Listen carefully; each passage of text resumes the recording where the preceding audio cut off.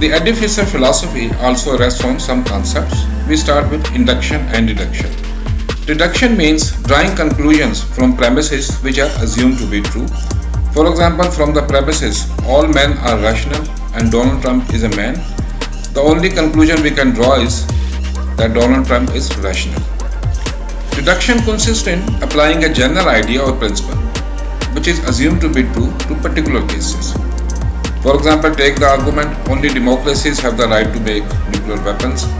Iran isn't a democracy. If we accept these two propositions, then the only conclusion that we can draw is that Iran doesn't have the right to make nuclear weapons. Induction, on the other hand, consists in formulating a general idea or principle on the basis of particular instances observed. Take this argument.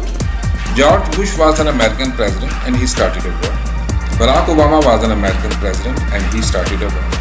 Donald Trump is an American president and he too started a war. Therefore, we can conclude that American presidents are belligerent. Number 2 are analytical and synthetic statements. Analytical statements are those who are true or false just by definition.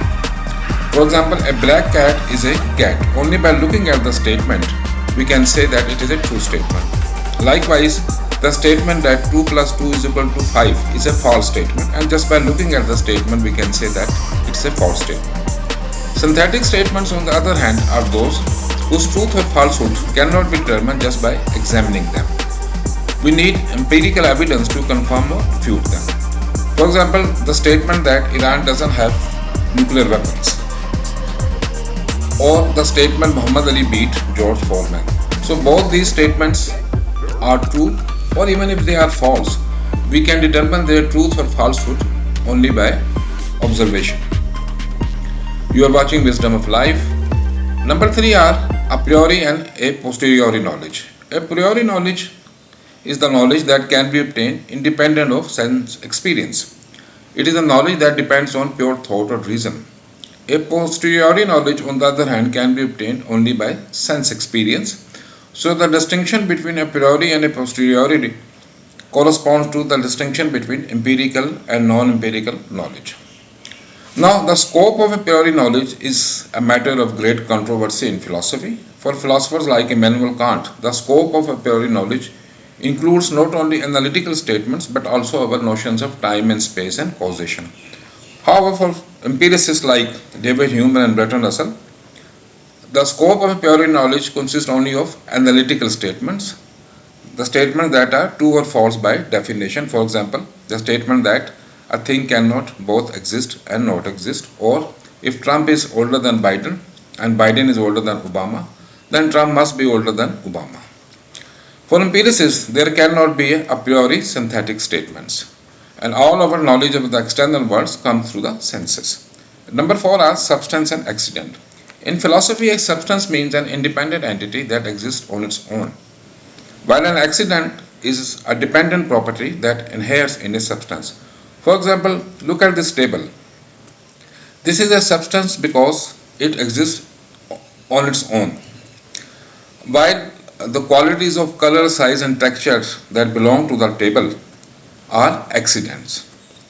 Substance can be physical or mental and spiritual. Skeptics deny the existence of substance. For them, an object, whether it's a mental object or a physical object, is just a collection of properties. Finally, we come to the ideas of necessity and contingency.